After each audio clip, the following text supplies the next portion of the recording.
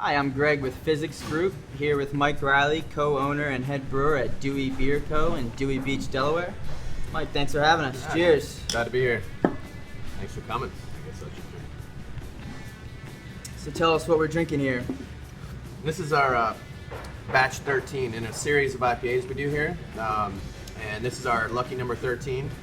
Hopped with Simcoe and Mosaic, some of my favorites. Mine too. And we're going for a big nose, and we love IPAs here, so that's one of our things. We just love experimenting with IPAs. So that's what we're drinking. So tell us how you got into brewing. So I was obviously a home brewer, just like I would say 90% of brewers.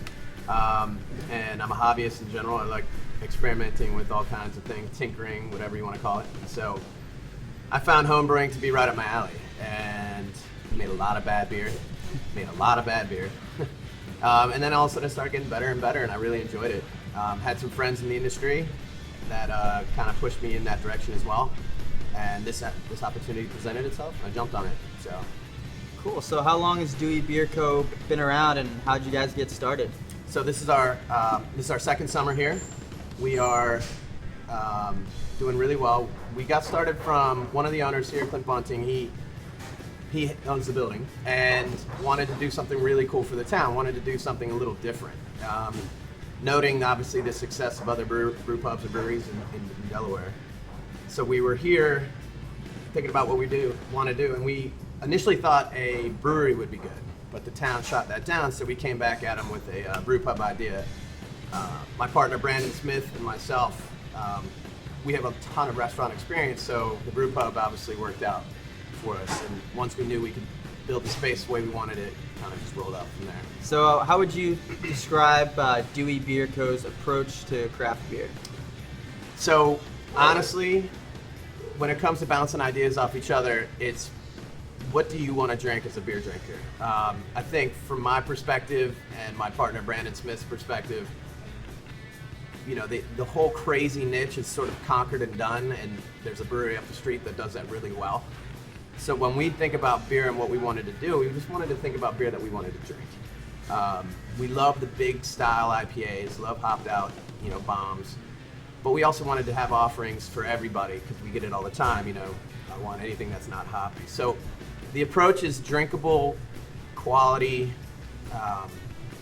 and I think you want to say big styles. Yeah. And that's really where we're headed. So can you tell us about some of the upcoming projects you got going on here?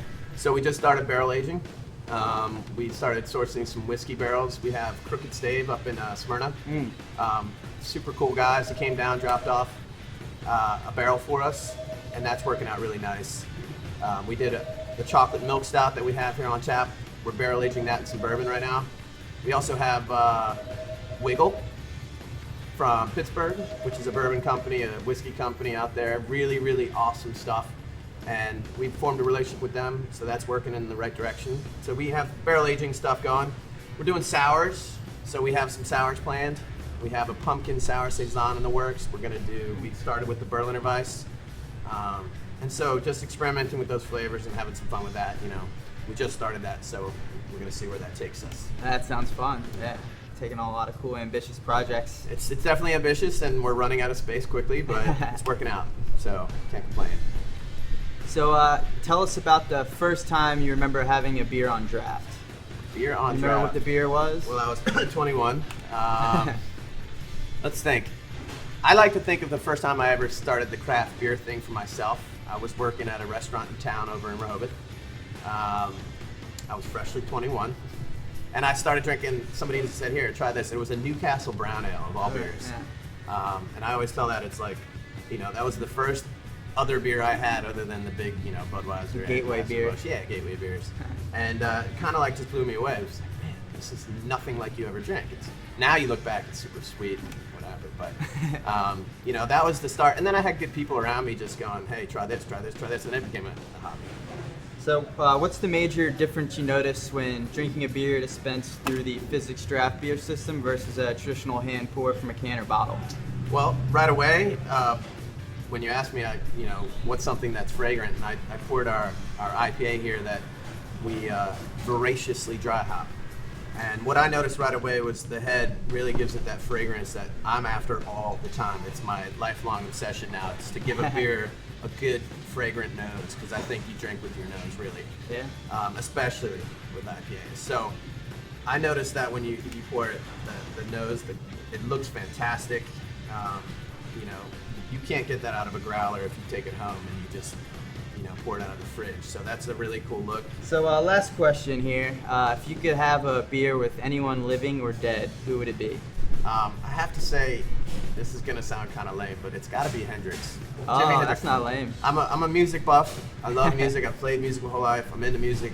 Music is probably, I would say, one of the biggest part of my life.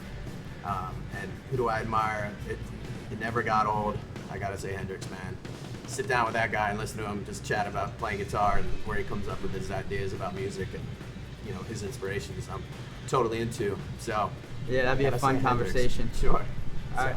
Well, cheers, man. Yeah, buddy. Thanks for having us here. No doubt. Thank you.